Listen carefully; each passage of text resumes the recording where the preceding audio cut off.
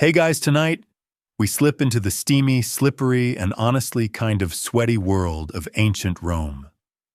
Picture this. You're barefoot on worn stone floors, half awake, half annoyed, and entirely responsible for one of the most essential and chaotic jobs in the eternal city. No, not a gladiator. Not a senator either. You're something better, a public bath attendant. Yes, seriously. Before the patricians arrive with their perfumed armpits and moral superiority, before the steam even begins to curl under the domed ceilings, you're already up scratching at mosquito bites and wondering if you'll get to eat today. Spoiler, probably not. So before you get comfortable, take a moment to like the video and subscribe, but only if you genuinely enjoy what I do here. And while you're here, post where you're watching from and what time it is in your part of the empire. Now dim the lights, maybe turn on a fan for that soft background hum, and let's ease into tonight's journey together. You wake before dawn, the streets of Subura still wrapped in the smoky darkness of night. Subura, Rome's loudest, filthiest, and most fire-prone neighborhood, never truly sleeps. Someone's always yelling. Someone's always throwing a pot. You blink against the darkness, nose already catching the scent of sour wine, frying onions, and the unmistakable tang of someone's chamber pot being dumped too close to your doorway. You stretch your sore shoulders, bones creaking like the old wooden bed frame beneath you. You've slept in the same cramped corner of this insula, this many-family apartment block, for the last 6 years. There's no privacy, no insulation, and definitely no silence. Your upstairs neighbor snores like a wounded centaur, and the woman next door has a rooster she refuses to admit is illegal. You've named him Brutus. You hate him. Your tunic, laid out the night before, smells slightly of mildew and olive oil. Standard issue for someone in your line of work. You cinch it tight with a frayed belt, tie your sandals, and gulp down a half cup of leftover barley water. Breakfast of champions. You tuck a date into your mouth for energy and crunch it pitifully. You'll need that sugar rush to survive the furnace room. Before stepping out, you wrap your work rag, a linen cloth, meant for drying hands, and let's face it, blotting other bodily fluids over your shoulder like a sash. It's your badge of honor. Or shame. Depends who you ask. Outside, Rome is already muttering awake. A cart rumbles over uneven stones, pulled by a donkey who clearly hates his life more than you hate yours. A pair of drunk revelers stumble past, still toasting something or someone, even as the eastern sky bruises into a deep violet. You descend the narrow stairwell, careful not to wake your landlady's mother, who will chase you with a broom if you step on the squeaky plank outside her room. You learned that the hard way. Twice. Once in the street, you nod to another early riser, old Lucius the baker. He's already rolling dough behind his open window, shirtless and sweating. You exchange weary glances. Both of you serve the masses. Neither of you gets thanked. As you make your way toward the thermae, the grand bathhouse where you work, you step around puddles of questionable origin. Rome doesn't have a proper sewer system up here in the slums. That's for the fancy districts. Up here, things trickle where they will. Sometimes they trickle onto your sandals. Your route winds through alleys teeming with life. A dog growls from a doorway. A prostitute waves lazily from her window, yawning. You pass a shrine to Mercury and toss in a pebble just in case he feels like making today slightly less awful. As the buildings grow taller and the streets cleaner, you know you're getting closer to the heart of the city. You pass a statue of Augustus, hand raised in eternal command. You give it a respectful nod, though you suspect the old emperor never had to haul water buckets or clean out clogged drains. Your destination finally looms ahead, the baths of Titus. Not as grand as the baths of Caracalla, those marble monstrosities won't even be built for another 100 years, but still respectable. The entrance is a wide columned archway, guarded at this hour only by shadows and pigeons. You inhale deeply. The familiar smell hits you: damp stone, drying oils, faint smoke, and last night's stale sweat. Time to start the day. You unlock the gate with a thick iron key, the kind that leaves rust on your palms and requires 2 hands to turn. The hinge screeches a sound that wakes the crows and sets your teeth on edge. You slide the wooden bolt open and the bathhouse creaks to life around you. Here's a fun little historical gem: some Roman bath attendants, especially those in wealthier bathhouses, were actually enslaved Greeks trained in medicine and massage. Not you. You're just very good at not slipping on wet floors. Historians still argue whether attendants like you were ever tipped in coin or merely rewarded with leftovers and the occasional slap on the back, or just a regular slap. You move through the entry chamber, your sandals echoing on the polished stone. The silence is eerie. You'll miss it in an hour when the baths fill with shouting kids, gossiping matrons, and wheezing philosophers who insist the cold plunge is good for the soul. For now, though, it's just you and the vast, domed interior. Mosaics glitter faintly in the growing light. Murals of Neptune and sea nymphs stretch across the ceiling. You glance up at one particularly suggestive octopus. You've named him Felix. You take a moment to enjoy this emptiness. The bathhouse at rest before it becomes the chaotic sponge fight of Rome's social scene. There's something beautiful about it. Brief, fragile, quiet. Then you sigh and head for the boiler room, because beauty doesn't light the hippocaust. The streets behind you, the real work begins. You trudge into the belly of the thermi. The underbelly, really a maze of dark corridors and low arches that burrow beneath the marble grandeur above. Down here, it's all brick soot and the kind of heat that makes your eyelashes sweat. You pass by storage rooms lined with baskets of laurel leaves, amphorae of low-grade olive oil, and one suspicious crate labeled simply tools. You've never opened it. No one opens the crate. The hippocaust system awaits you like a cranky dragon that hasn't had its morning feed.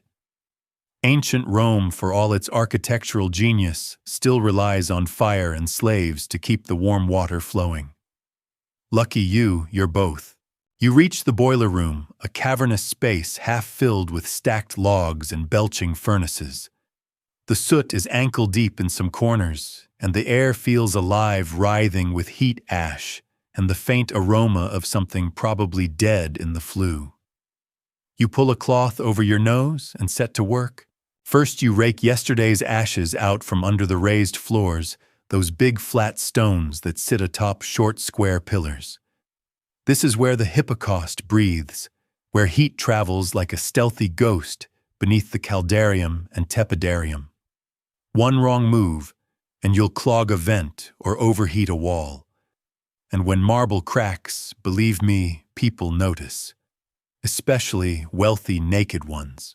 The fires themselves, they don't roar. They hiss and moan like they're tired of this job too.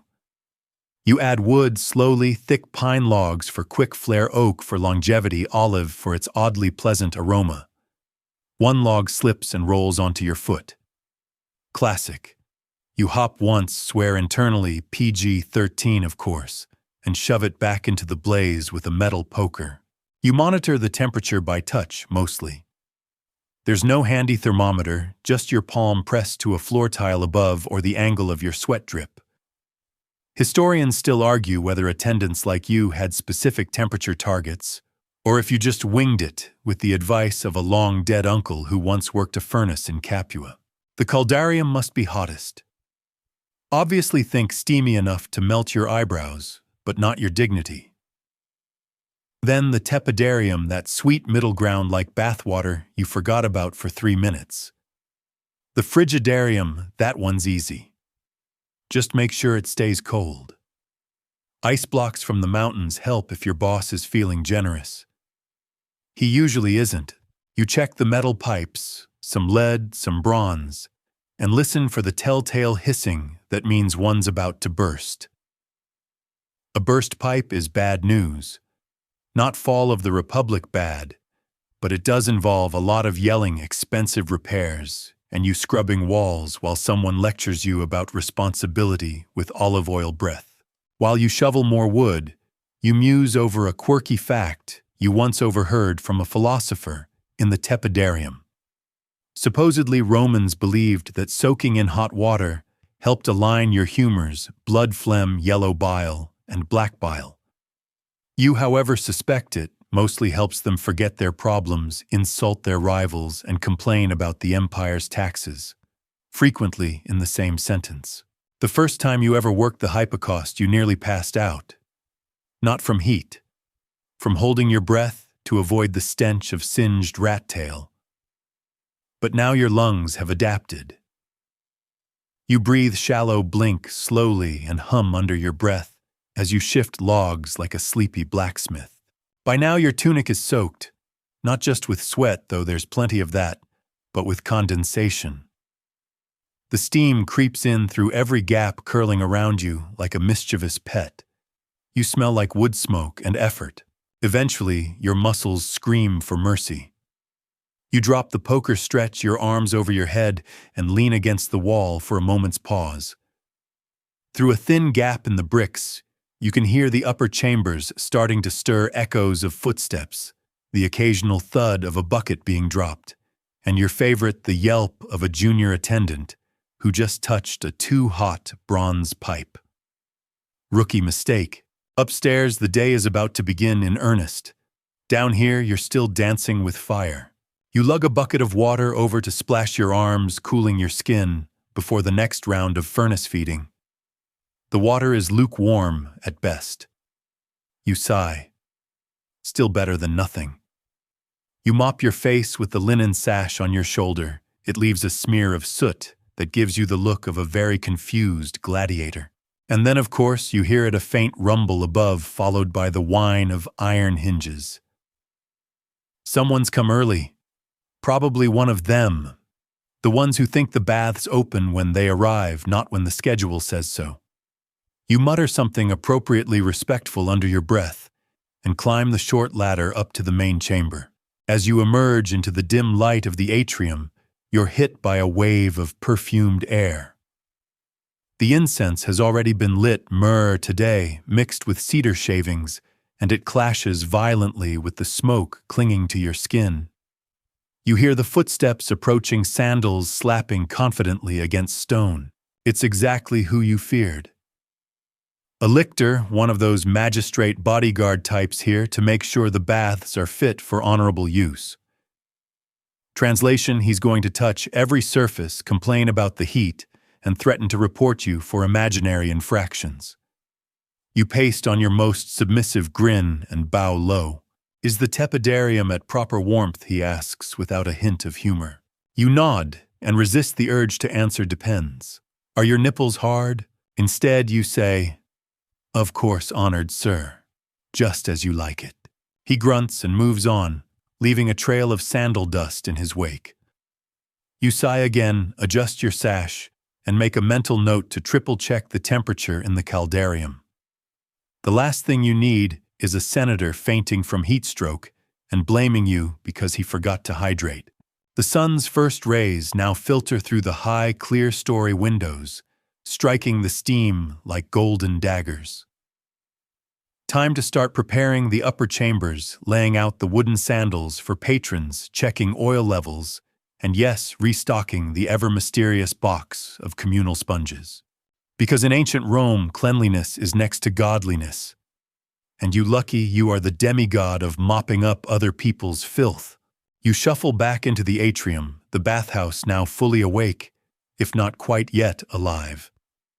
Shafts of sunlight spear through the high windows, catching on rising steam and turning the air into a golden soup. This moment, fleeting as it is yours. You enjoy it for exactly 8 seconds before the giant outer doors creak again. Here come the early birds. Or more accurately, the early senators, philosophers, merchants, and freeloaders. The sort who insist they have important matters to discuss before noon, and therefore deserve immediate heated and expertly scented bath access. You move quickly. First, stop the apoditarium or changing room. Rows of wooden shelves and stone benches greet you like silent witnesses to the chaos about to descend. You check that the benches are dry-ish, that there are no scorpions hiding in sandals. Don't laugh. It's happened, and that no clever thief has stashed themselves in a corner waiting for wallets to fill the cubbies. That's actually why you carry your long stick with the little bronze bell at the end. One clang, and everyone knows something shady's afoot. You swing open the polished bronze doors leading to the main chambers, and they groan just loudly enough to remind you that Rome was built with grandeur in mind, but maintenance as an afterthought. Inside, the marble glows faintly. The first clients enter robes trailing egos larger than the vestibule. One pats your cheek like you're a loyal hound. Another tosses a coin toward your bucket misses and doesn't bother to look back.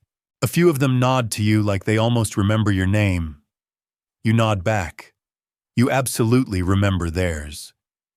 You also remember who once complained the frigidarium wasn't crisp enough and made you fetch snow from a wine cellar half a mile away. Your next task? Making sure the bathing chambers themselves are open, spotless, and suitably relaxing, which means heading into the caldarium, the hot room, and giving it a once-over. You push open the thick wooden door, and you're immediately punched in the face by the wall of heat you yourself created an hour ago. Isn't life ironic? Inside, steam curls around you like some moody octopus god. The marble floor is slick. The benches wet the air so thick it could be sliced and served with garum. You mop up puddles with a thick cloth, knowing full well they'll reappear before your next pass. The important thing is that it looks clean when a patron walks in. No one wants to bathe in a puddle that looks like someone else's back sweat. A merchant enters one of the pushy types who smells of cinnamon and overconfidence.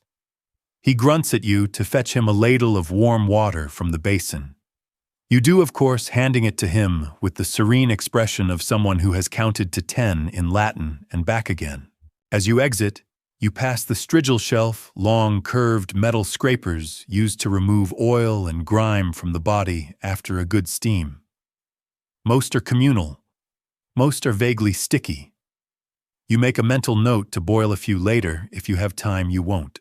On to the tepidarium, the warm room. Arguably the most beloved chamber, it's the perfect temperature for lounging and pretending you understand Stoic philosophy.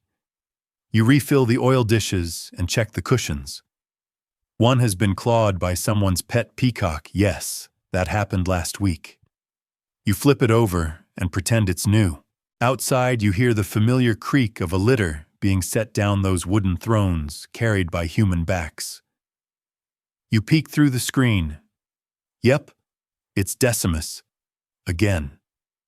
The wealthy textile magnate with the voice of a goose and the dignity of a drunk dolphin. He's being helped out of his litter by two servants who look like they're reconsidering their life choices. Boy, he calls. You hate when they do that. You're not a boy. You're 27 and have a mole that has seen more drama than all of Pompey's campaigns. You trot over, plastering a humble smile on your face. Yes, honored sir. Today I want the frigidarium first. But not too cold, mind you. The other day my toes went numb. Is that your doing? I'll make sure it's just brisk enough to invigorate, sir. He grunts. That's Roman for you may live another day. You make your way to the frigidarium. This room is dim and eerie, all pale stone and echo. The central pool glistens like melted moonlight, and you swear you hear it whispering secrets. You skim the surface with a net on a stick, fishing out a laurel leaf and a sandal, of course. You check the temperature with your elbow, your arms already sacrificed enough for one morning. Cool. Not ice cold. You add a bucket or two from the nearby cistern just to appease Decimus.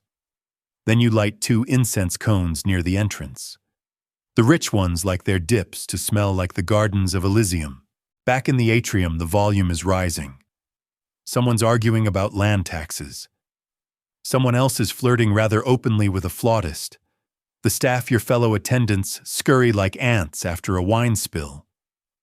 You nod to Flavia, who's been on sponge duty all week, and now smells permanently of rosemary and regret. "Full house today," she mutters. You grin. Is it ever not? One of the junior attendants, a kid with arms like twigs and ambition like Jupiter, rushes in. Someone dropped a strigil into the hippocaust again. You blink. How? He shrugs. Said it slipped between the floor tiles. You pinch the bridge of your nose. You'll have to go crawling under the caldarium again, probably into the rat tunnels. But first you have to greet the prefect's nephew, who's arriving with his tutor and a scroll full of complaints. Historians still argue whether bath attendants were viewed with begrudging respect or treated like glorified janitors, based on the way that same prefect once called you oil boy for 3 years straight. You're guessing the latter. And yet, here you are, still standing, still sweating, still keeping the beating heart of Rome's social scene alive with every ladle, scrub, and scoop. The marble shimmers under torchlight, the air grows thick with chatter, and the baths hum with life. And you unlock the final storeroom with a key tied around your neck and whisper to no one in particular. Let the madness begin. You don't even bother putting the key away. There's no time. Already the storeroom breathes out a familiar chaos: baskets, toppled oil flasks, misplaced folded linen towels that look like they were trampled by a mule. You're not naming names, but the younger attendants treat this place like a tavern's backroom after Saturnalia. You sigh, set down your sponge pole, and get to organizing. First the oils. They're everything here. More valuable than water, more prized than soap, because soap, you see, is for barbarians. In Rome, you slather on olive oil, scrape it off with a strigil, and pretend you're somehow cleaner. It's a ritual, a performance, a little slippery lie everyone tells themselves. And you're the one behind the curtain making sure the oils are warm, the scents are fashionable, and the amphorae aren't knocked over by someone chasing a towel thief. You uncork a small jug and inhale lavender with a hint of basil. Nice. Then another stronger peppery, probably imported from Antioch. That one will go in the caldarium where men pretend they like strong smells because it opens the pores. You sort them onto shelves by temperature and scent strength, fingers sticky with residue. You wipe them on your tunic, which at this point has absorbed so many fragrances it smells like an apothecary exploded on your chest. Then there are the towels. Not exactly plush, they're more like large napkins, but they matter. You fold, shake, and stack them, counting under your breath. 30, 31. 31? That's one short. You glance at the pile of used towels in the corner, but that's a Pandora's basket of mildew and regret. Instead, you walk over to the furnace chute and peer down. Yep. One towel crisped and smoldering on the edge of a hippocaust tile. You'll deal with that later. Probably. A clang behind you. Someone's dropped a strigil again. You turn around and see Marcus, the lanky new hire, staring at the floor like it just insulted his family. The bronze scraper lies flat, its curved blade glinting. Third one this week, you mutter, picking it up. You trying to set a record? He stammers something about slippery fingers. You hand it back and resist the urge to explain how hands work. Instead, you send him off with an armload of laurel branches to toss in the steam vents. Adds a nice smell and distracts him from breaking something else. Now comes the fun part, refilling the oiling station. This is the area right outside the tepidarium where bathers lather up before scraping down. You top off the bowl's sesame oil for the rich myrtle for the middle class, and whatever's left in the bottom of the jug for everyone else. You even set out fresh strigils, though you know they'll be sticky again in 20 minutes. While you work, a client ambles over. A philosopher, judging by the beard and the intense way he's frowning at a pebble. Tell me, he says, do you believe the body can be purified through repetition? You blink. If by repetition you mean rubbing the same guy's back 3 days a week, then sure. He nods, apparently satisfied, and continues into the warm room mumbling about Plato. You crouch to clean the oil catcher, basically a shallow stone trench beneath the oil station, meant to catch drips and sometimes spit. It smells like ambition and armpit. As you scrub, you hear laughter echo from the frigidarium. Someone's thrown someone else in, probably a dare or revenge, or both. Or a kid rushes past, dripping wet and wearing nothing but a tunic 2 sizes too big.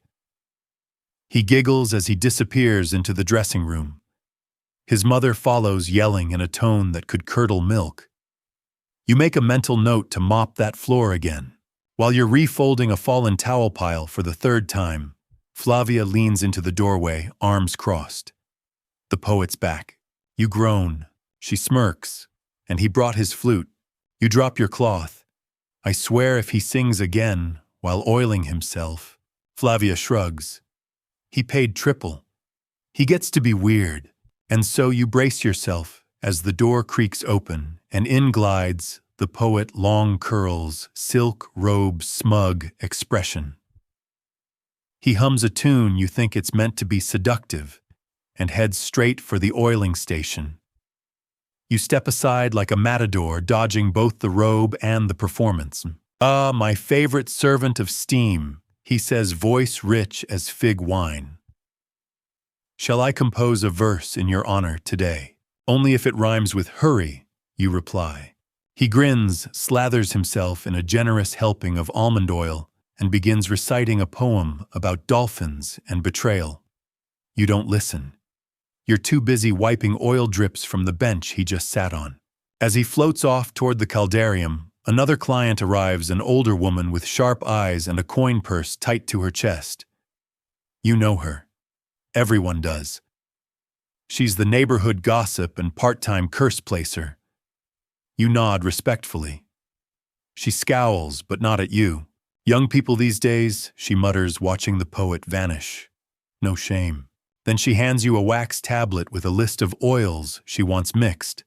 10 drops of myrrh, 3 of violet, a splash of cinnamon bark. You nod, already heading back to the storeroom. You know the blend by heart. You call it nightmare perfume. Smells like a forest on fire. But hey, she pays in advance. You finish mixing, cork the small jar, and hand it over with a bow. She grunts and disappears into the tepidarium like a suspicious cloud. You lean against the wall. For the briefest moment, it's quiet. Just the soft lap of water, a puff of steam, the faint slap of sandals. You close your eyes. The scent of laurel and heat wraps around you. You allow yourself 6 seconds of peace. Then a yell. Someone stole my sandal. You open your eyes.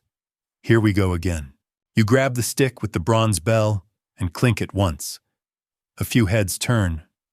You say the usual line, all missing items will be returned to the lost crate outside. If they're not there, consider them blessings to Mercury.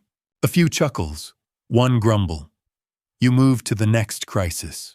Historians still argue whether bathhouse staff were merely laborers or part of the social ritual themselves. You think the truth lies somewhere between. You're invisible but essential. You're background noise, but if you vanished, the whole machine would grind to a halt. The sun outside is now high. Noon is approaching. The busiest hour looms. You take a deep breath, straighten your tunic, and head back to the atrium. After all, there are sponges to wash, egos to soothe, and towels, so many towels to fold. The midday bell tolls, distant and echoing, as if Rome herself is announcing that the hour of true madness has arrived. You hear it ring from somewhere up near the Forum, past the Basilica, and the shouting senators, all the way to your corner of marble and mist. Inside the bathhouse, the temperature rises not just from the hippocaust, but from the sheer density of bodies now filing in. This is when your job stops being human. and starts being hydraulic. You move like flowing water, smooth, fast, and impossible to stop. No one asks how clean the benches are, or whether the water was fetched from a sacred spring. They just expect everything to be perfect instantly. A praetor's assistant storms in, first demanding priority access. You direct him to the half-empty caldarium and whisper to Flavia to nudge two lounging merchants along with a line you've perfected. Gentlemen, would you mind blessing the tepidarium with your wisdom instead? It works. It always does.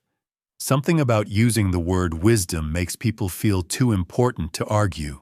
Your arms are already sore from ferrying oil jugs, refolding towels, and politely turning down tips that look suspiciously like leftover goat cheese. You pass through the steam with the grace of a ghost, listening for trouble and sniffing for sulfur that would mean something's leaking in the furnace again. Not your favorite thing to deal with. And then you see it. There near the caldarium archway are 3 men in full armor. Not legionnaires on break, actual fully dressed, sweaty, slightly confused soldiers. This isn't good. You approach carefully. Gentlemen, you say, keeping your tone polite but not too polite, were you planning to bathe in that? The tallest shrugs. New orders. Just arrived. The centurion said we could freshen up. You resist the urge to point out that freshen up doesn't usually include steel greaves and shoulder plates. Instead, you gesture to the apoditarium with the practiced calm of someone who once had to explain to a senator why his toga caught fire. Let's try a more traditional approach. I'll keep an eye on your gear. They nod, clanking off to disrobe. You make a mental note to triple lock the changing room door. Nothing starts a riot like stolen gladius blades. Back in the tepidarium, things are damp. There's no other word for it. Every bench is taken. Every tile is slick. A group of youths tosses a sponge like it's a ball, ignoring both etiquette and gravity. You bark a warning. One of them winks and goes back to pretending he's in the Olympics. You know his father. You know his father won't care. You gather up a used towel that smells like regret and drop it into the linen basket. It's overflowing now, another problem for another hour. You'd complain, but you know how good you have it. Some attendants get assigned to the latrines. Those poor souls spend their whole shift waving incense and praying for divine numbness. The massage station is humming. Gaius, your co-worker and part-time philosopher, is oiling up someone's back like he's brushing a prized racehorse. He catches your eye and grins. Hot enough for you. You glance around at the fog, the red faces, the rivulets of sweat sliding off every stone pillar. If this place gets any hotter, we'll start poaching senators. Gaius laughs. Not a bad idea. I hear they taste like old olives. You shake your head, but you're smiling. Moments like these are rare. You hold on to them like cool drops of water in a desert. As you turn, you hear the unmistakable crash of pottery. You sprint to the sound muscles aching but trained for it. A client has knocked over a tray of oil dishes. Slippery chaos reigns. He's trying to mop it up with a toga. Sir, you say gently, please don't use your toga. It's not absorbent. He looks up sheepish and steps back. You get to work. You slide in with your knees cloth at the ready, absorbing the spill before someone falls and blames it on the gods. While you mop, you hear the man mutter, "Historians will never write about this." You chuckle to yourself. If only he knew. You rinse the cloth in the water barrel by the column, then wring it out with a satisfying twist. The motion's almost meditative. You remember being younger, watching your mentor do the same thing. Back when the bathhouse seemed huge and mysterious. Back when you thought you'd be here just a few weeks before moving on to, well, something else. And yet here you are, years later, cloth in hand, master of the marble jungle. There's a sudden kerfuffle in the apoditarium. You rush over, squeezing between two bickering magistrates. At the center, a child, maybe 10, holding a dripping bundle that was a tunic, and is now a mess of purple dye and lint. "I thought this was the towel," he says, eyes wide with panic. His mother swoops in like a fury. "You ruined your father's senator's robe." You do your best to calm things down, promising to soak it in vinegar and whispering to the boy that he's not the first to make the mistake. A fringe historical tidbit for you: ancient dyes were notoriously unstable. Purple especially. The slightest moisture could make it look like you dipped it in squid ink. Crisis moderately averted. You guide the family toward the hot plunge. Nothing smooths over a fabric disaster like warm water and a bribe of complimentary rosemary oil. You add an extra splash just to be safe. Outside, you hear the city calling vendors, clattering wheels, distant music, but it feels far away. Inside these walls, you're in your own little world. A world where the rules are clear oil before scrape, warm before cold, and never, never enter the caldarium in armor. Historians still argue whether bathhouses were truly places of relaxation or subtle battlegrounds for social power. As you catch the eye of one client glaring at another across the tepidarium, you'd vote for the second. But they keep coming back. Because no matter how heated the politics get, everyone wants clean skin and a moment to float, weightless and warm. You step back into the atrium, oil-slicked tiles beneath your feet, the buzz of conversation all around. The sun's past its peak now. The busiest hour may be ending, but your day far from over. You lean against a pillar for just a second, just long enough to pretend your legs aren't aching, and that your shoulder isn't sore from lifting what must have been the heaviest oil amphora in all of Latium. But that second is all you get before the next task calls. This time it's the sizzle pop of water dripping onto a hypocaust tile, which usually means someone spilled something flammable near something very, very hot. You follow the sound to the furnace corridor, the hottest part of the whole bathhouse tucked away, like a sunburned secret. As soon as you step in, the heat clamps onto you like a jealous lover. You sweat instantly. You could drop a raw egg here and get breakfast in minutes. Not that you have time for breakfast, or lunch, or anything really except emergencies. You reach the hypocaust grates and find the source. One of the junior attendants left a pot of honey-scented oil too close to the vent. It's smoking slightly. You hiss, grab a rag, and pull it away. No flames yet, but it's close. You slide it to a cooler shelf and mutter to the gods under your breath, something halfway between a prayer and a threat. As you check the rest of the corridor, you pause by the furnace itself. Old, cracked, blackened from decades of service. The fire flickers behind its iron grate, crackling in a language only fire understands. You shovel in a fresh load of pine logs, each one sizzling as the sap hits the embers. The room huffs a new wave of heat, and your pores respond with enthusiasm. There's a strange beauty to this part of the job. Historians still argue whether bath attendants worked the fires themselves or left it to slaves or specialists. But here, you do it all. You're a jack of all flames. As you walk back toward the main halls, you take a side detour to the frigidarium, the cold plunge. It's a world away from the furnace. The air here kisses your skin like morning dew. A few clients are already shivering in the icy water, doing their best to pretend this is refreshing, and not just punishment disguised as wellness. You kneel by the edge and check the filters. They're handmade screens meant to catch leaves, oil globs, and the occasional ambitious lizard. One filter's come loose. You reach an arm submerged to the elbow and reset it with a splash. Goosebumps follow instantly. Behind you, a merchant emerges from the plunge like a whale breaching. He gasps theatrically. Colder than a barbarian's stare, he says. You nod.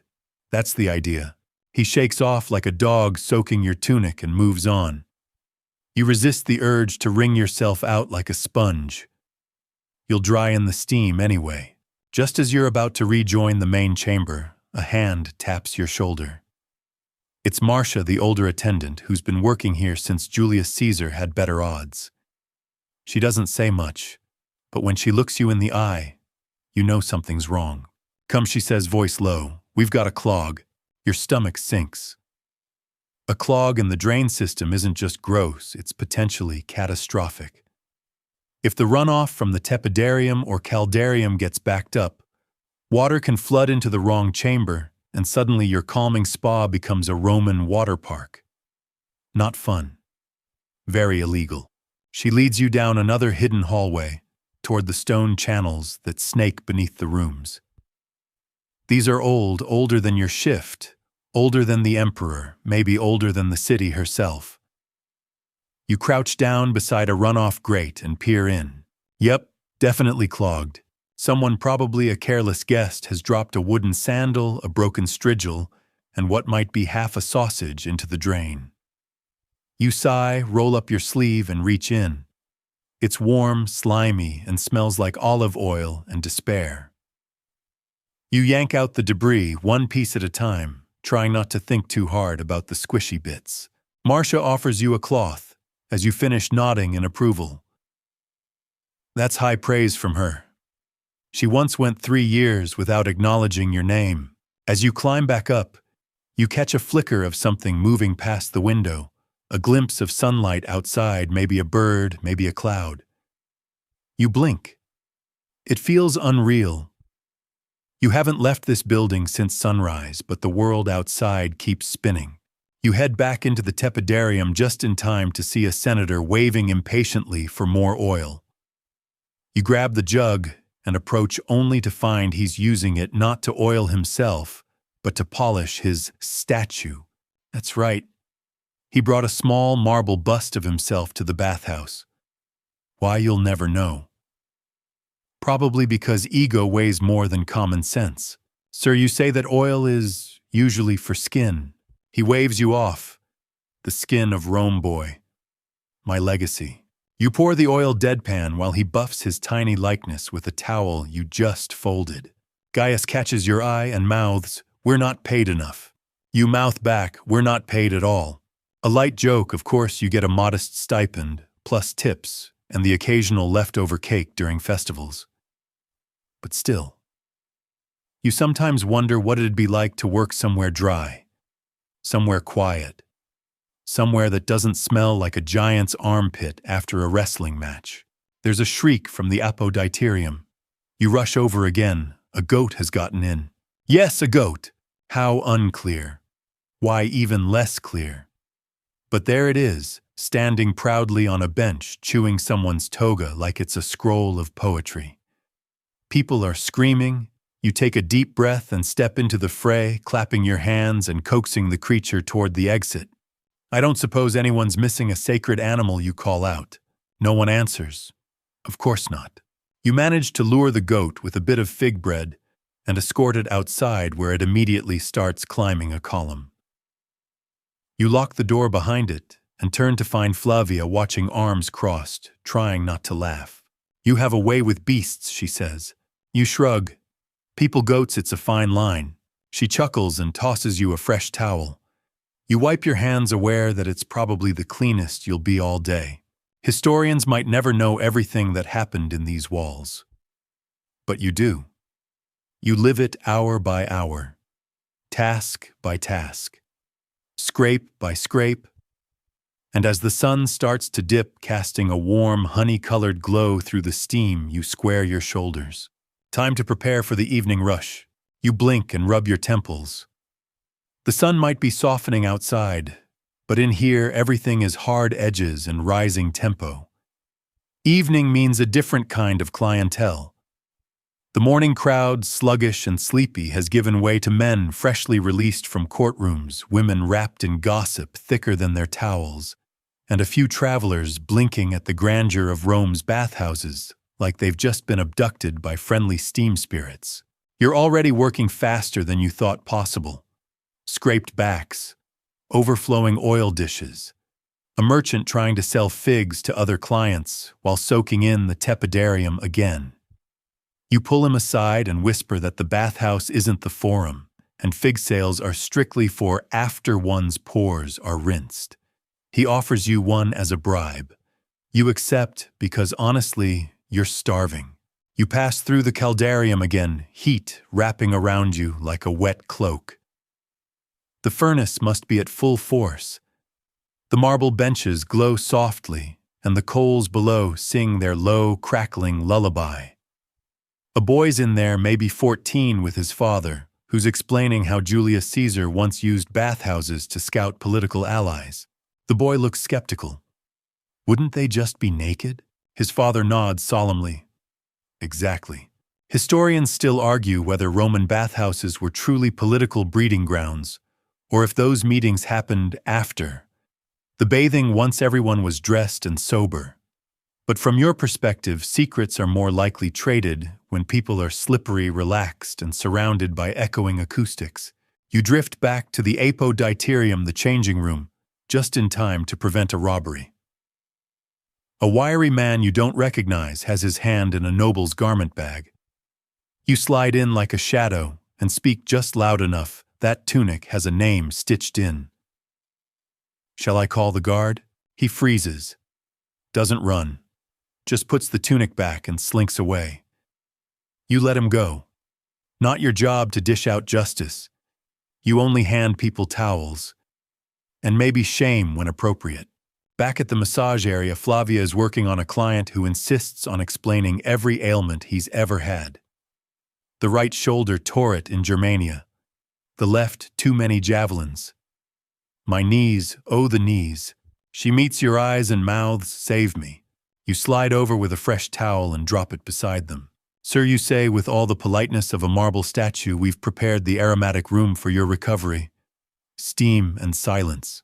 He grunts. That's a yes. Once he's gone, Flavia exhales like she's deflating. If I hear about one more battle wound, I'm going to pour eucalyptus oil into my ears, she whispers. You laugh, and that little crack of joy carries you through the next wave of work. Another quick inspection of the frigidarium, where a cluster of boys is daring each other to dunk under the surface. One emerges, shrieking like a banshee, and immediately declares himself emperor of cold water. His friend tosses a sandal in as tribute. You fish it out, soaked and flopping like a jellyfish. Then comes the lightning moment. The bathhouse steward, your boss, technically swoops in with an inspection scroll and a face like he's swallowed an entire lemon orchard. He does this once a week, walks the perimeter, checks for infractions, leaves cryptic comments like tile 23 uneven or patron overscraped. You trail him quietly, fixing minor things before he sees them. Straightening bench cushions, nudging wayward sandals, swapping out sour-smelling towels, but then he pauses by the niche in the main corridor, the one with the decorative mosaic. The scene depicts Neptune rising from the sea beard, majestic trident in hand. It's beautiful. Except someone has scratched in a crude mustache. The steward sighs deeply.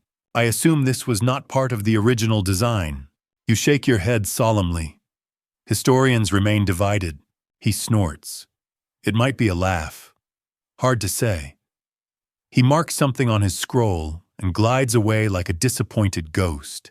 You fix the mosaic with your emergency pigment brush.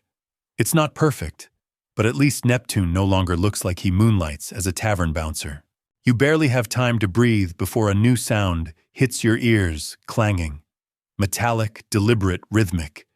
You trace it to the corner near the atrium, where of course a man is sharpening a knife. A real one, on a real stone. Sir, you say, voice more breath than sound. This is a bathing facility, not a forge. He glances up. Oh, this I'm a barber. You blink. Ah, makes sense. Fringe historical fact for the night, some Roman barbers did double duty inside bathhouses, offering haircuts, shaves, and the occasional bloodletting. You point him toward the designated grooming station and ask him to maybe not do it next to the floral oil display. Back in the atrium, a poet has cornered an audience of 3 and is loudly performing an ode to his ex-wife. You overhear the lines, Your voice like cracked amphorae. Your love like vinegar in the sun. One of the listeners tries to fake a nosebleed to escape. You slip him a towel to aid the performance. He mouths a grateful thank you as he scurries off. This is your bathhouse, your chaos. You know every echo, every trickle, every patron who's going to complain about the soap being too piney. You can tell when someone's trying to skip payment by the way they dry their feet too slowly. You can spot a newbie by how long they hesitate between the hot and cold plunge. And as the evening crowd thickens, you shift into your final mode of the day, the quiet enforcer. You keep order without speaking. You swap empty perfume dishes with full ones. You reshelve sandals in the correct size range. You nod politely at senators and wink at kids smuggling in snacks. Historians may never agree on how much power bath attendants really had. Some say you were mere servants. Others suggest you held soft influence keepers of whispers and secrets. After all, no one wants their embarrassing boil treatment discussed outside these walls. As the torches are lit, bathing slows. The marble glows golden in the flicker. Candles are placed on pedestals and shadows stretch across the walls, turning the bathhouse into something mythic like the inside of a god's dream.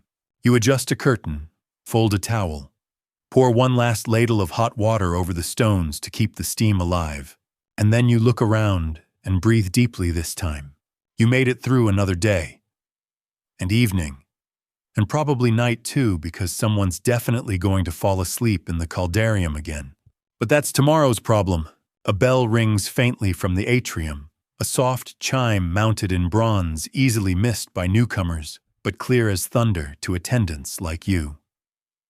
It signals the transition into late evening hours. The public baths don't close yet, but the atmosphere subtly shifts. Voices lower, movements slow. The marble echoes less, and the baths start humming with that sleepy rhythm you know all too well. This is when the regulars arrive, the quiet ones. Stoics who prefer solitude. Widows seeking warmth more than conversation. Tired workers soaking their bones, not their egos. These are your favorite patrons. They don't argue about soap temperature or bring goats. Tonight, you spot an elderly man named Claudius already inching toward his usual seat in the tepidarium. He nods when he sees you, eyes crinkling above cheeks mapped with time. You fetch his favorite oil infused with bay leaf and clove and set it beside him with a respectful bow. He doesn't speak much, but he once gave you a silver coin just for not talking. You took the hint. You drift back through the caldarium where the steam has thickened like a dream. Two women sit in silence beside the vented stone, eyes closed, breathing in the warmth like it's medicine. One opens an eye as you pass. "Too hot, you ask?" She shakes her head lazily. "Not hot enough to burn away this week." "Fair enough." In the corridor beyond, you find a discarded tunic, half crumpled, stained with oil. It's not a theft risk piece, just poorly treated. You sigh, scoop it up, and toss it into the corner hamper. You're already dreading the smell by morning. Some fabrics seem to ferment overnight. You pass by a small annex chamber and pause. There's a mural here mostly overlooked, painted when the bathhouse was young. It shows nymphs and satyrs dancing through the mist. One of them with goat legs and a wink always seems to follow you with his eyes. You wink back. It's a ritual now. Then you hear it splash, giggle, splash, splash. Children. You groan inwardly and head for the frigidarium. Sure enough, a handful of small, damp humans are chasing each other in circles, their parents nowhere to be seen. You clap once loud enough to bounce off the tile. "All right, river dolphins, you call. Out of the pool, or I'll turn this water into soup." They freeze. One boy points at you. You don't look like a chef. You crouch and narrow your eyes. "That's because I boil children in secret." They shriek, half with glee, half with suspicion, and scramble out, trailing wet footprints toward the exit. You toss them towels like throwing nets. Not long after you're called to the massage room. The masseur's off tonight, and a merchant insists he must be needed before tomorrow's trade voyage. You're not certified, but hey, neither was half of Rome's medical community. You oil your hands and start with his shoulders. He talks nonstop. My cousin says the sea's cursed, that there's a ghost in the Bay of Naples. What do you think? You press into a knot under his collarbone. I think your cousin needs drier hobbies. He laughs, then groans. Oh gods, shh, that's it. That's the spot. You glance around, making sure no one's listening. Ghost or not, you whisper, wrap your scrolls in oilcloth. Sea salt ruins ink faster than betrayal ruins friendships. It's a line you've used before. Still works. Historians still argue whether bath attendants offered medical massage or simply helped rub oil in. But you're an expert in whatever someone believes you are, including ghost therapist, apparently. As you leave the chamber, you're intercepted by a priest in saffron robes. He's inspecting the ceiling mosaic with such intensity, you'd think Jupiter himself was hiding up there. He turns to you. This bathhouse faces east. You nod. Good, he says. The gods prefer it. You're about to ask which gods, but he's already wandered off to bless the soap shelf. Weird, sure. But in your experience, a blessed soap shelf usually means fewer mysterious rashes. You let him finish. The scent of lavender and smoke trails behind him. You follow it to the perfuming station, where a young woman has knocked over an entire amphora of rosewater. You both stare at it for a moment. I just tipped it a little, she says. You fetch a cloth and kneel beside the spill. Well, now it's a lot. She bites her lip. Sorry. You glance up. Tell me your name and I'll forgive you. Junia. Junia, you say solemnly you are forgiven. She smiles. You get to work blotting the fragrant disaster while she helps. Soon the floor smells like a garden exploded. You rise, wipe your hands, and nod at her. Tell no one of this. Tell no one of what? She grins. Smart girl. On your way out, you pass by a gathering of older women chatting around a table of warm stones. They're braiding each other's hair and talking about gladiator gossip, specifically whether a Thracian named Aelianus is secretly married to a senator's daughter. One of them waves you over. What do you think? She asks, voice sly. You pretend to ponder. If I were a senator's daughter, I'd marry a baker. At least then I'd have bread and biceps. They burst into laughter, the kind that makes your job feel almost worth it. Night creeps on. Torches flicker with less urgency. The chatter fades to whispers. People begin to leave. Towels are draped over benches like sleeping cats. The bathhouse exhales. You find yourself at the pool again, alone for a moment. The surface is still. You look down and see yourself, not just your face, but the rings under your eyes, the glisten of oil on your skin, the faint line from where the strap of the amphora dug into your shoulder this morning. The reflection wobbles slightly. You blink. You've survived another rotation of sweat whispers, stray goats, spilled perfume, stolen sandals, and surprise poetry. And you're still upright. Not bad, Roman bathhouse attendant. Not bad at all. You could leave now. You should leave now. But like always, you stay a little longer. There's something sacred about the bathhouse after hours. It's not silent, not quite, but everything is softened. The hiss of dying steam, the creak of marble benches cooling, the distant whisper of wind threading through the open arches. Rome itself seems to breathe slower. You begin your secret patrol. You do this every night, even though it's not strictly part of your job. But you've learned when hot air and heavy marble mix for too long, odd things linger behind. First, the tepidarium. No one's here now, but the stone floor is still warm enough to fog your sandals. You step carefully, eyes scanning for forgotten sandals, rings, towels, or in one bizarre case last month, a roast chicken leg. Still hot. Still a mystery. Tonight it's just a bronze bracelet tucked into a corner niche, like an offering to the steam gods. You pick it up, turn it over. Simple but elegant. Probably someone's lucky charm. You set it on the lost and found shelf where it joins 2 hairpins, a sandal sole, and something that might be a baby's bulla or possibly a piece of dried fruit. You don't sniff it. You've learned. In the frigidarium, the air hits you like a slap sharp and clean the way winter feels when it's freshly minted. Someone's towel is still draped over a pillar, and you fold it absently. Beneath the water's surface, the moonlight glints like silver threads. A beetle struggles along the edge. You scoop it up with a leaf and set it gently outside. Yes, even the insects deserve a spa night. From here, you check the furnace chambers.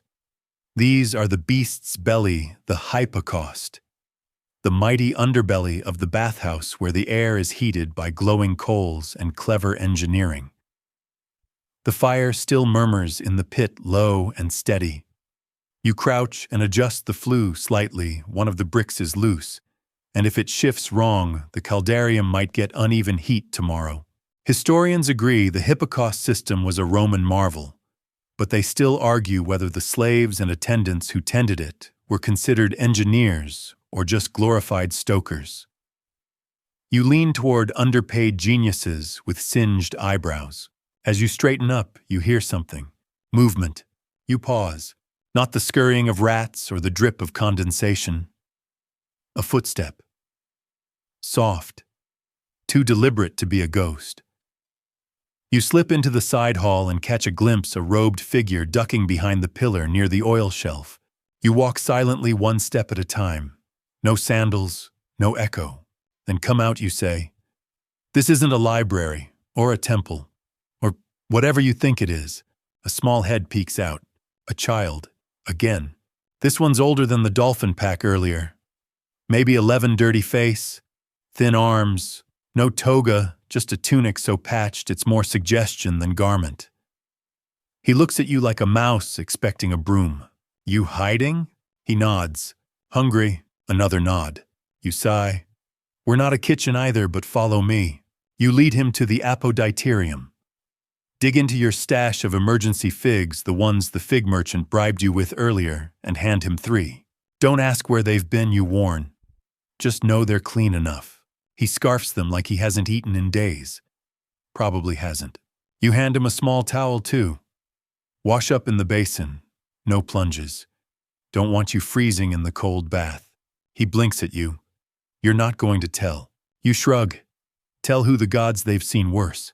He nods and disappears to clean up. You'll check in on him later. For now, you finish locking up the herbal oil, amphorae, lavender, rosemary, chamomile. You swirl one of them under your nose. The scent pulls you into a calm you didn't know you had left. In the main atrium, someone's left a scroll behind. You unroll it slightly. It's a rough poem. Something about missed lovers and damp floors. Ah, the bard from earlier. Still unsigned. You debate throwing it away, but tuck it on the shelf beside the mosaic instead. Maybe someone needs a sad poem tomorrow. You light the final incense stick, the one reserved for post-close. Its smoke winds upward like a dancer curling toward the ceiling mosaics catching in Neptune's eyes. You sit briefly on the edge of the cold plunge. Your toes dip in, just the tips. The stone beneath you is cool now. Not cold. Just enough to remind you that time keeps moving even when you're not. Behind you, the soft scrape of sandals. The steward. He nods. Everything in order. You nod back. Even the fig merchant behaved. He grins. That rare, reluctant grin. You're due a day off. You raise an eyebrow. Will it be imaginary again? Depends. Can you imagine sleeping for more than 4 hours? You lean back on your hands. Not really. He leaves without another word. That's praise in steward language. You stand, stretch your arms to the darkened rafters, and begin your last ritual. Folding towels, collecting stray soaps, wiping down the lip of the plunge pool where someone's elbow left a faint ring of oil. It's quiet now, and it's yours. This bathhouse stone and sweat and scent is a temple of the everyday. Not for gods, but for tired people, aching backs, dry skin, and the sacred act of feeling clean. You slip back into the hippocaust one last time, banking the fire so it won't go out completely. Just embers now, glowing red like the heart of a sleepy lion. As you emerge, the boy is gone. Towel folded neatly. Fig stems on the floor. Good kid. You extinguish the last torch. Step outside. The street is almost silent. A few carts rattle by. A dog barks in the distance. Rome, the eternal city, exhales. And you just want a bed, a real one. Not a bench, not a warm stone, not the cushion pile in the supply closet. A mattress, a blanket. Maybe if the gods are generous, a dream with no sandals in it. The air outside is cooler than you expect, but not cold, just enough to tickle your skin and remind you you're still made of flesh, not marble. You pull your tunic tighter and begin the slow walk home. Your legs ache. Your feet protest. One toe feels like it's been stepped on by a centurion. Twice. You take the back alleys, narrower, darker, but quicker. Fewer drunk aristocrats, fewer loose chickens, and absolutely no poets trying to recite at you. The moon's out in full tonight, silver and full-bellied, hanging over the tiled rooftops like a nosy neighbor. You pass a bakery. The coals have just been stoked, and the smell of early bread hits you like a hug. One of the bakers, young, curly-haired, covered in flour, nods at you. You nod back, and he tosses you a crust. Payment for yesterday, he calls. You catch it mid-air. What was yesterday? You carried that barrel for my mother. You shrug. Seemed heavy. He grins. She said you winked at her. She winked first. You mutter through the warm bread, chewing as you walk. The city is quieter now. Just a few flickering lanterns, an occasional whisper behind shutters. A dog trots by, then pauses, tail wagging. You offer a crumb. He accepts the treaty. You name him General Biscuit and declare peace between your nations. By the time you reach your building, a slouching insula with creaky steps and a door that doesn't close quite right, you're ready to melt. Not collapse, not fall. Melt. You climb the stairs carefully, each one squeaking like a rat with opinions.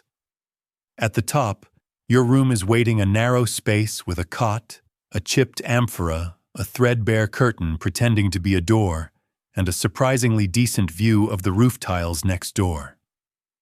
Home, sweet nothing. You light your little oil lamp. The flame dances. Your shadow joins it on the wall, stretching out like it's been waiting for you all day. You peel off your tunic heavy with the day's sweat, soap, oil, and effort. You drop it over the stool. Consider whether to fold it. Decide tomorrow. You rinse your face with a trickle from the cracked pitcher. The water is cool and blessedly real, and then you sit. Just sit. On the edge of the cot, in the quiet. Letting your spine remember how to uncurl. The moonlight creeps in through the gap in the curtain.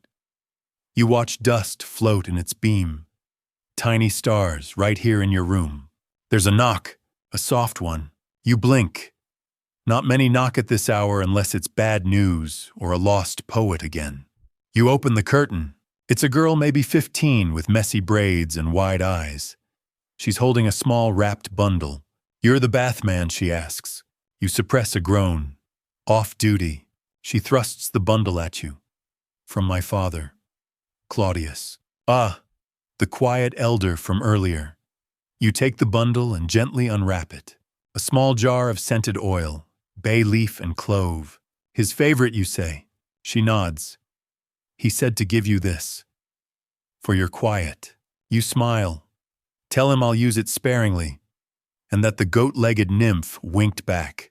She squints. "What?" "Never mind, sleep well." She vanishes down the stairs. You close the curtain again. You set the jar on your shelf. It gleams softly in the lamplight. You lay back. The cot creaks beneath you but holds. Your body sinks into the familiar pattern of aches. Each limb hums with fatigue, but the satisfied kind. Like you've earned the pain today. You stare up at the ceiling. There's a crack there you've named the Tiber. It runs diagonally across the plaster like a river on a map. You trace it with your eyes. Drift, drift, drift. Just as your mind begins to surrender to sleep, it kicks up one last idea. The kind that always arrives late, like a friend who forgets the hour. You wonder what would it be like to visit a bathhouse not as the scrubber, the runner, the quiet helper, but as the guest, to soak, to sigh, to not count towels but simply use one. Historians debate whether Roman bath attendants ever used the facilities themselves off hours or not at all. Some say it was taboo. Others say it was inevitable. You think if the gods had meant you to scrub without soaking, they wouldn't have made steam so tempting. One day, maybe. For now, the cot, the ceiling, the ache in your calves, and the sound of Rome breathing beyond your window. You close your eyes, but not before whispering, "General Biscuit, protect this city tonight." You hear a faint bark in the distance. That'll do. Morning finds you before the sun does. Not because of duty this time, but because your shoulder protests in your sleep and the light wind creeps under the window shutter just enough to whisper, "Get up, or you'll stiffen into a statue." So you rise, slowly, like dough that never quite finished proving. Outside, Rome stirs like a lazy lion.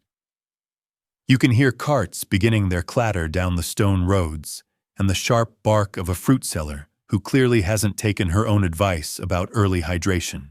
You splash your face with what's left in your pitcher cold enough to jolt your heart and tie your tunic with half-closed eyes. No breakfast yet. First stop the furnace. You pull open the bathhouse gate and step inside. It still smells like yesterday steam ash eucalyptus and... Was that a hint of baked fig? Someone must have dropped a pastry behind a bench again. The hippocaust greets you with a low, metallic groan. The embers are obedient, still glowing where you banked them last night. You feed them gently with dry twigs, coaxing the fire like it's a sleepy child. There's something satisfying about this part, the way the air shifts, how heat slinks back into the bones of the building. You imagine the bathhouse sighing in relief. "Ah," it says, "we're doing this again." One by one, you check the flue bricks and vents. The caldarium needs more attention. The steam tiles are beginning to sweat unevenly. You make a note to scrub the limescale buildup later. You have a note system, by the way. It lives entirely in your head and is mostly ignored. Still, it gives you comfort. A beetle is back near the frigidarium. You pause. Are you the same one, you ask it? It offers no response, but does a fairly confident turn near the drain, as if inspecting your work now. You salute it. General Biscuit's intelligence division, no doubt. You're not alone for long. By the time the sun crests the rooftops, the first customers are already trickling in. Today, a senator's wife with opinions, a troop of gladiators who clearly need a spa day more than a sword, and a man who insists he can't bathe unless the water is exactly 32 degrees Celsius. You haven't the heart to explain Celsius won't be invented for another 1,700 years. You hand him a bucket of lukewarm water and a smile so polite it qualifies as a minor miracle. The gladiators, on the other hand, are a delight. They bicker over towel sizes, complain loudly about muscle cramps, and ask whether the heat will melt their scars. One asks you if gladiators ever got a discount at bathhouses. Historians still argue about that, you say. But I'll give you 10 minutes alone in the hot pool if you stop flexing in the bronze mirror. He agrees, barely. You glance across the atrium and spot a quiet moment, a rare crack in the flow. You slip behind the counter and pour yourself a cup of posca. Not wine, certainly not clean water, but sour, spiced, and strong enough to remind your nerves they still matter. The steward appears as if summoned by the scent of illicit hydration. "You," he says, pointing. Have you seen the soap tokens? Try the ladle drawer, you say without looking up. Behind the dried mint, he grunts. Opens the drawer. There they are. He gives you a long, suspicious look. Do you live here? Only emotionally. He walks away muttering, You're called to the tepidarium again. A merchant is insisting the heat isn't even enough. You check the vents, nod, and then only after he's left, tap one gently with your elbow. The heat evens out. Sometimes your job is 90% bluff, 10% vent whispering. Back at the apoditerium, a familiar face emerges. The little runaway from last night. Cleaner now and in a borrowed tunic that doesn't quite fit. Didn't expect you back, you say. He shrugs. You didn't kick me out. You hand him a bucket and a mop. Start with the benches. If the flies start a union again, we're doomed. He nods, solemnly gets to work. Not everyone would approve having a stray boy working in a public bath. But Rome runs on 100 quiet mercies a day. Let this be one. Someone calls out from the caldarium. You jog lightly, your knees loudly objecting, and find a patron fainted. Nothing serious, just oversteam and undersnack. You revive him with water and a vinegar rag while gently humming a lullaby your grandmother used to sing. He mumbles thanks and asks whether nymphs are real. You say only on weekends. Later you scrub the mosaic floor tiles in the vestibule. A thankless job mostly ignored except by pigeons and poets. But there's something meditative about it. Each piece of tile has its place, its purpose, its glint. One of the gladiators walks past, nods at your bucket. You know, he says, I thought I had the hardest job in Rome. You smile without looking up. I wash the hardest jobs in Rome. Touché. He chuckles and tosses you a coin. Lunch is a crust and some olives eaten standing up, leaning against a wall. The boy joins you, sits cross-legged, chewing slowly. What happens if you quit, he asks. You shrug. Rome gets a little dirtier. Does anyone notice? You pause. Not at first. And then the afternoon sun tilts over the dome and the steam catches gold in its curls, and someone drops a jar of oil that shatters like a star, and you're running again, mop towel warning shout, because it never stops. Not for long, but neither do you. The oil jar didn't just shatter, it exploded. Viscous trails now stretch across the marble floor, like some defeated jellyfish, and the scent of lavender is everywhere. You could bottle this moment and sell it as Panic Roman Edition. You kneel quickly, scooping shards with a rag-wrapped hand, while issuing stern warnings to approaching sandals. One man ignores you and nearly moonwalks across the spill. He catches himself on a column and with excessive dignity declares, I meant to stretch. Sure you did, Marcus. You finish mopping the mess and mutter something about putting slippery floor tiles in Latin. The boy he's still trailing you snorts at the idea. Should be your face on it, he says. Warning, tired, slightly sarcastic man ahead. Fair point. Back in the furnace room, things are less fragrant. More feral. The fire has been misbehaving, too much dry ash, not enough airflow. You fix it with the practiced ease of someone who's had many accidental singe marks on their forearms. One more for the collection. While the heat resets itself, you take a moment and press your back against the warm bricks. It's a cheat, but a glorious one, like leaning into a sleepy bear. You close your eyes for 3 deep breaths. 4 is too many. At 4, you'll slide to the floor and become part of the infrastructure. The boy breaks the peace with a triumphant shout. He's unclogged the footbath drains. You don't ask how. You don't want to know. Instead, you reward him with half a honeyed fig and an unofficial promotion to assistant mop strategist. Do I get paid, he asks, already chewing. In wisdom, you say. He makes a face. I'd rather get paid in dates. Who wouldn't? Around mid-afternoon, the bathhouse hits peak chaos. The sound of voices ricochets like a chorus of caffeinated cicadas. The senator's wife has returned this time with 2 pugs wearing tiny purple togas. You do not comment. One of the pugs eyes you like it remembers you from a past life. The masseurs, 3 of them today, are arguing over who gets to oil down a visiting general. Not for glory, for tips. You step in and resolve the dispute by suggesting they rotate, and by rotate you mean I don't want to hear this again. Peace is restored. As you pass the tepidarium, you overhear someone describing your bathhouse as well run, though the ceiling mosaics are a bit faded. You resist the urge to shout, "So is my soul," and instead make a note to scrub the ceilings on Saturn's Day. Again, a note you will likely forget. You duck into the staff corner and finally sit. Not on a bench. On a folded laundry sack warm from the dryer stones and just sturdy enough. You pick at a leftover barley cake. It's stale enough to chip a tooth, but comforting all the same. "Why do you stay?" the boy asks again, curled beside you. You pause. That question's been simmering a while, hasn't it? You answer with a sigh, then words. Because every day is the same and still, somehow, not. You gesture toward the noise, the steam, the hint of fig in the air again. You ever see someone's face after they've dunked in hot water for the first time that day?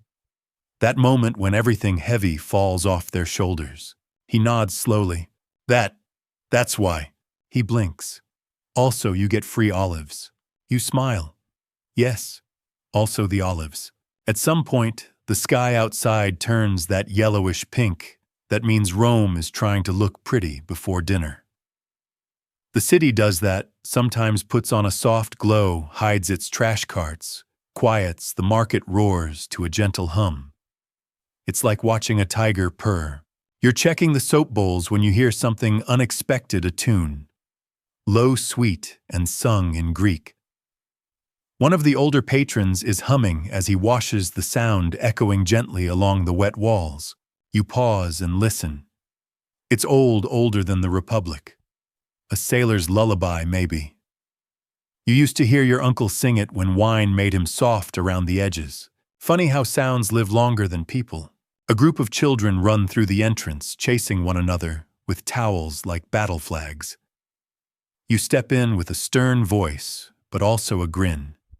You corral them gently toward the shallow pool, threaten to make them wash each other if they don't behave. They settle, mostly. You return to the mop, to the steam, to the endless cycle of cleanup and refill. The boy trails behind, occasionally kicking loose pebbles and asking about everything from aqueducts to sewer rats. Did Romans really use pee to wash clothes, he asks. Yep, you say, not missing a beat. Gross. Also true. Do we wash with pee? Nope. We're the luxury bathhouse. Good. Although the guy from stall 2 sometimes smells like vinegar. The boy makes a noise halfway between a laugh and a gag. Evening creeps in faster than you expect. The oil lamps are lit, and their flicker casts gold along the mosaic walls. The last few patrons shuffle out wrapped in clean linen cheeks, red, and eyes half-closed from bliss. You do one final sweep. Pick up a sandal, 2 broken combs, a bronze bracelet, and of course a pug biscuit. Someone always leaves something behind. You drop the lost items into the maybe-claimed basket, except the biscuit. You tuck that into your belt pouch. The pug may return. Outside, the sky fades to indigo. You and the boy shut the main gate together. He pulls hard, and it groans into place with a deep wooden sigh. You turn the key. Another day sealed. The boy looks up at you. Think we'll do it again tomorrow. You ruffle his hair. Rome doesn't stop bathing, not even if it burns down again. He grins. You just mop the ashes. You laugh, and charge extra for exfoliation.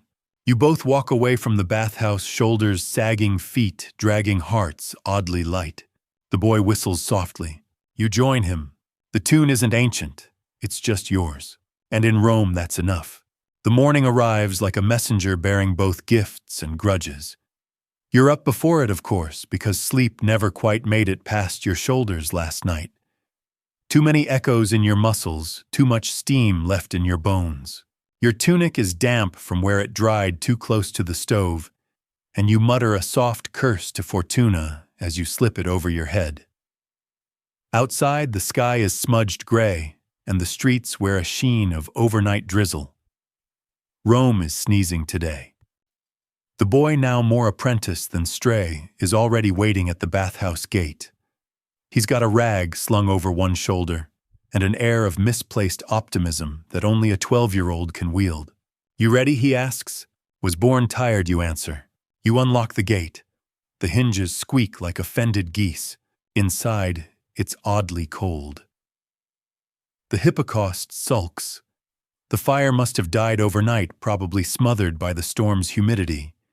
You bend, relight the furnace with effort, and soon the bathhouse begins to breathe again, hot air crawling across the floor like a waking cat.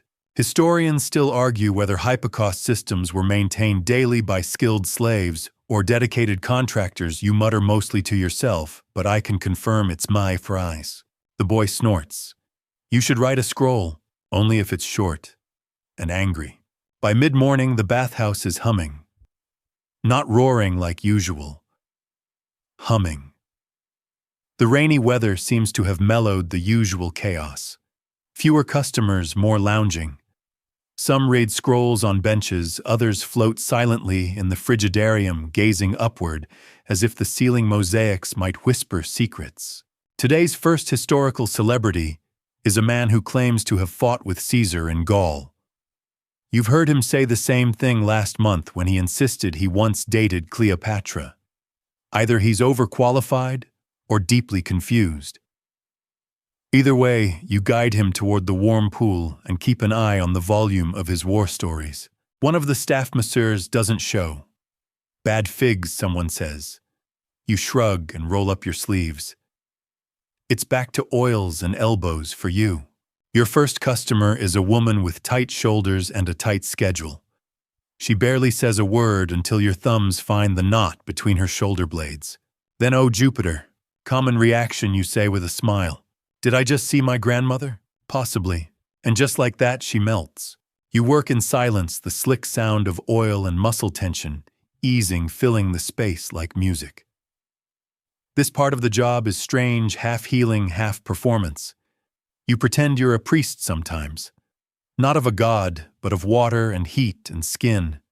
It's a quiet kind of power. The boy assists by handing you towels and warm stones. You give him a nod of approval. He looks taller today. Might just be the way he's standing. Or the confidence that comes from not being invisible anymore. A merchant drops off 2 barrels of imported Egyptian palm oil. He tries to flirt with the steward, who rebuffs him with a look sharp enough to slice parchment. You and the boy watch from the doorway like it's a stage play. "That's the 3rd time this month," the boy whispers. His odds are worse than gladiators with stage fright. The steward turns, sees you both eavesdropping, and raises an eyebrow. You both vanish like cats under a bench. Around midday, you're called to the caldarium. A woman has fainted again, too long in the steam, not enough lunch. You scoop her gently, place a wet cloth on her brow, and crack open a vent for fresh air. As you work, she stirs and mumbles something odd. "There are fish in the walls." You pause. "That's just the mosaic, miss." "No," she whispers, "I heard them swimming." You look at the tiles.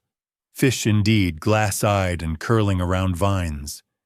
You nod solemnly. "They like warm water," you say. Her eyes flutter closed again. Later, you head outside briefly to sweep rainwater from the bathhouse steps. A passing official eyes your mop and nods approvingly. "Keeping Rome clean, eh?" You smile, one puddle at a time. He frowns. "Is that sarcasm?" "No, sir, that's exhaustion." He considers this, nods again, walks off. Back inside, a debate has broken out near the massage tables. 2 men, one a retired centurion, the other a playwright, are arguing whether public baths are corrupting the youth or saving them. You don't intervene. They've been at this for weeks. You do casually slide the oil bottles away from their reach. Historians still argue whether bathhouses functioned more as centers of hygiene or as social clubs, the centurion proclaims. They were temples of thought, the playwright insists. I composed a whole tragedy in the steam room. Was it any good, the centurion asks. No, the playwright admits. But I sweated impressively. By early evening, the boy brings you a gift. A wax tablet he's cleaned and scratched a tiny design into an image of a bath with steam curling like clouds. It's crude, but beautiful. You smile. I'll put it above the mop hooks. He beams like he's just been knighted. The bathhouse begins to empty. The usual trickle of tired patrons, quiet footsteps, and half-finished conversations fills the air. You light the lamps one by one, flame by flame. It feels like tucking the building in. Then something rare silence. You and the boy sit on the warm stone ledge of the caldarium feet, dangling just above the water. He asks, "You ever think of leaving?" You think, really think, and say sometimes, "But where else do people come to breathe?" He doesn't answer, just swings his feet thinking, "Then I think I want to stay." You nod. "Then keep your fingers out of the drain filters." He grins. Outside, Rome exhales. The rain has stopped. The last of the lamp smoke coils up into the darkening sky. Inside, the heat lingers, clinging to the walls, the benches, the bones in your legs. You lean your head back, eyes closed.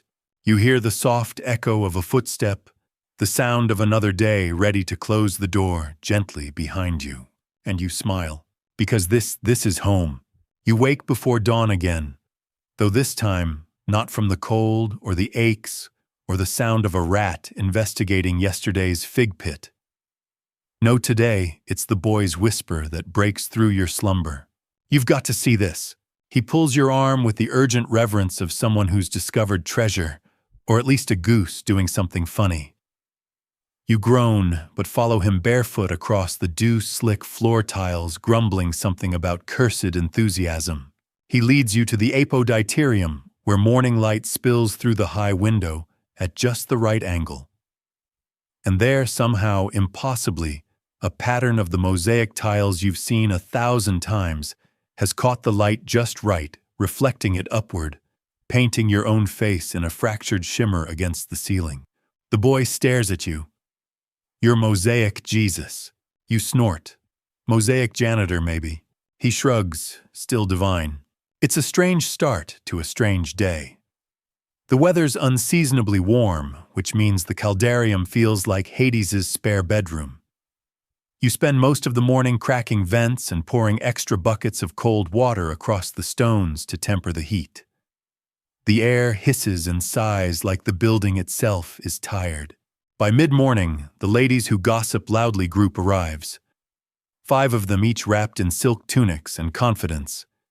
You can always hear them before you see them discussing everything from temple politics to the scandalous haircut of a rival's nephew. Today's hot topic, a gladiator who allegedly faked an injury to skip a match. Historians still argue whether gladiators were the celebrities of their time or simply well-fed slaves, one of them says, while dipping her toes into a foot basin. Either way, he didn't look very injured. When I saw him at the Forum Bakery, another replies. They laugh. You roll your eyes discreetly while refilling their scented oil dishes, one of which contains a substance so thick and purple it looks like melted imperial robes.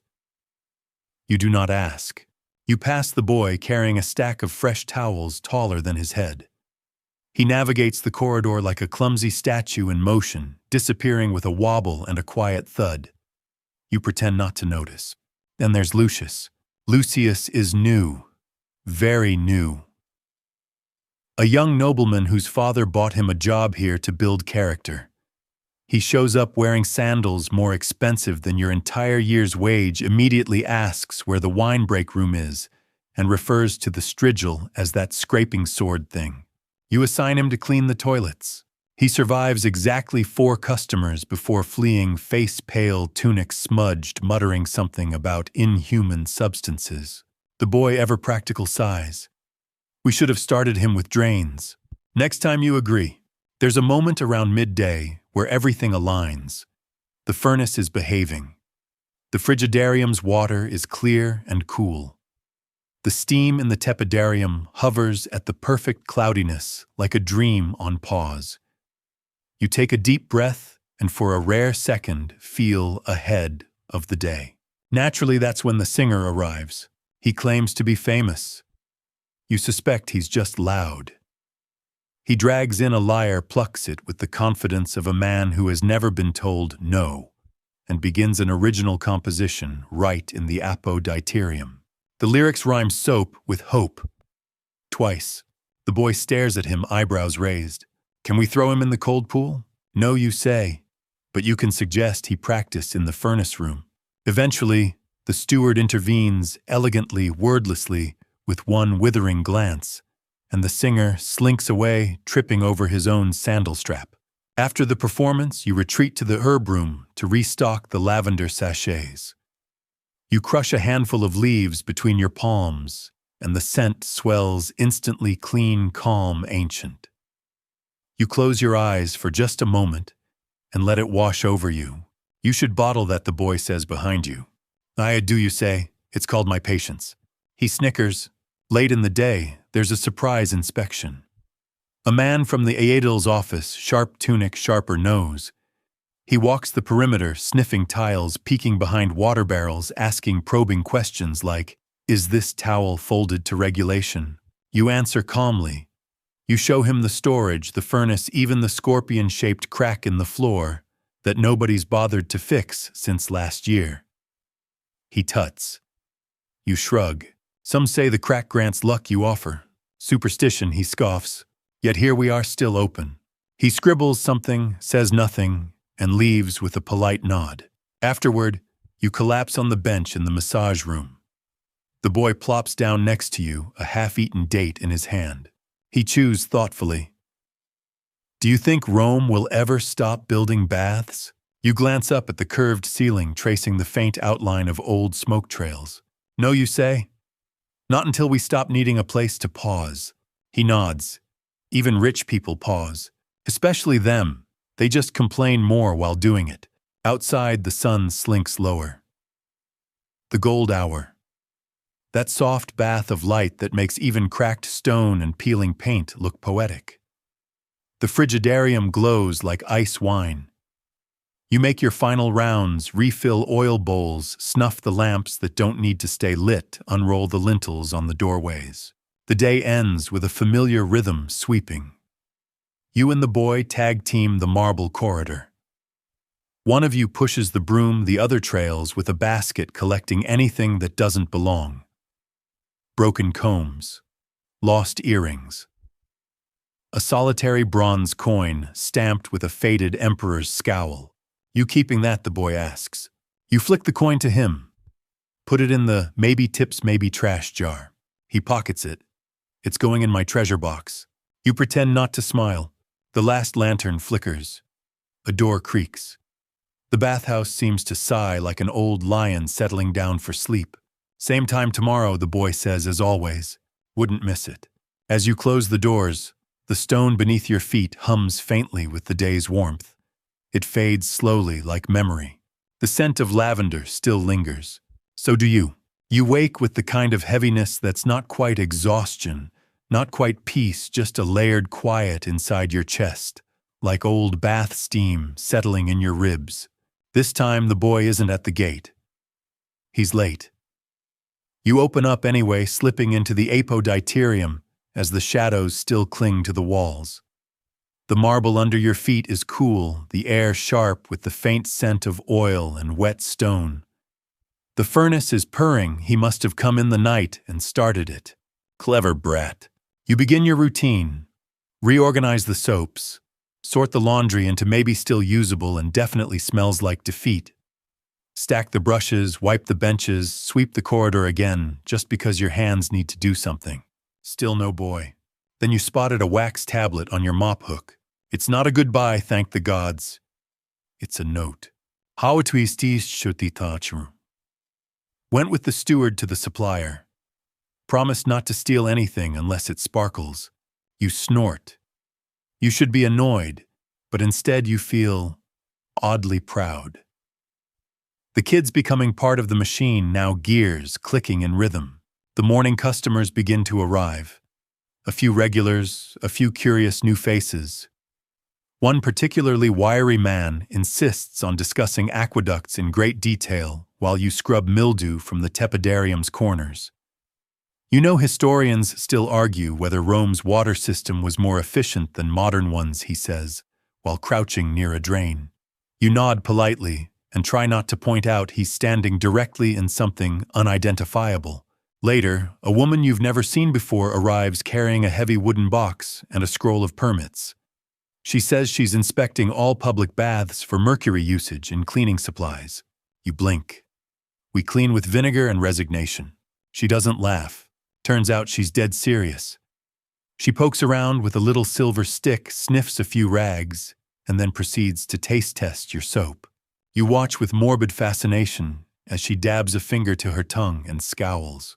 Too much rosemary, she says, then leaves. You scribble soap critic on today's log just to amuse yourself. By midday, the boy is back-winded but triumphant. He's managed to barter a better deal on sandalwood oil and nearly talked the supplier into throwing in a crate of pumice stones for free. He only failed because, as he admits, I accidentally called his wife a goat.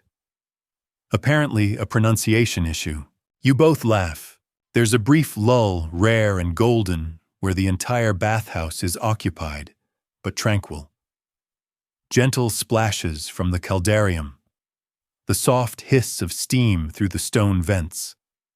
Murmured conversation drifting like leaves through warm air. You take your moment on the marble bench just outside the frigidarium. Your back against the wall, knees, bent fingers trailing over the cool edge of the basin beside you. The boy sits beside you, tossing pebbles into a bucket with expert aim. He asks, "Did you always want to do this?" You sigh. Not sad, just full. No one dreams of cleaning drains and folding towels, you say. But the longer you do it, the more you realize you're not just keeping the place clean. You're holding together the pause in people's days, the only silence they might get. He nods, chewing on the edge of a fig pit. So, you're a pause engineer. You chuckle. Sure. Let's carve that on my urn.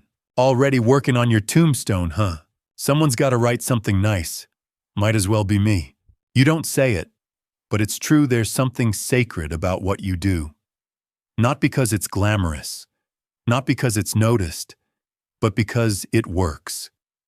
Every day Rome comes in broken, bruised, tired, bloated, loud, and leaves cleaner, lighter, softer, even if just for a while, even if just long enough to face whatever chaos tomorrow has waiting. As the sun begins to dip, an older man collapses onto one of the marble benches with a groan. Back like a snapping turtle, he mutters, and the wife says I should try baths and breathing. As if breathing's something new. You offer him a warm towel and a smirk. Let's work on one vertebra at a time. You massage the ache from his spine, and by the end, he's sitting taller. He still curses the gods on his way out, but softer, like he doesn't really mean it. The night creeps in. The last of the customers slip out wrapped in wool cloaks, and the faint smell of myrtle soap. The boy begins extinguishing the lanterns one by one. You finish sweeping the last of the day's footprints into a neat pile. There's satisfaction in that, the physical finality of it. The way a pile of dirt can mark the end of 1,000 small acts of care. You look around the empty bathhouse. The steam has thinned. The heat lingers faintly like a warm hand on your back. You know the cracks in the walls, the places where water never quite dries, the stones worn smooth by 100,000 bare heels. This is more than a job. It's a ritual, a rhythm, a life. You pat the boy on the shoulder. You're going to take this place over one day. He looks at you startled. You think, I hope you say, because I'm not going to scrub the frigidarium forever. He smiles, but there's weight behind it. The good kind. The kind that makes a legacy. You blow out the last lamp. Close the door. Feel the stone settle beneath your feet like it's saying thank you. You walk home under the stars. Your hands still smell of lavender and smoke. Tomorrow waits, but for now you rest. Now let yourself breathe slower. The bathhouse is behind you. Its walls quiet, its fires dim, its pools stilled to a hush. You're not mopping marble or stacking towels anymore. You're lying still, wrapped in warmth, your muscles slack, your thoughts softening like steam in the night air. Outside, the stars of Rome stretch across the sky, old and calm. Somewhere water drips from a rooftop, steady as a heartbeat. You're not thinking about who needs clean sandals or which tile needs scrubbing. You're just listening to silence, to the space between sounds, to the kind of peace you give to others, but now it's just for you. Feel the weight of the day melt away like oils warmed over a gentle flame. The aches are echoes now fading deeper with every breath you take. There's nothing left to fix, nothing left to fold, only stillness and sleep. Let your breath match the rhythm of quiet water, slow, circular, constant. Like you're floating on the surface of the frigidarium, staring up at nothing in particular, carried by time itself. You gave Rome a place to rest. Now it's your turn. Sleep well, bathkeeper. You've earned it. End of script. Sweet dreams.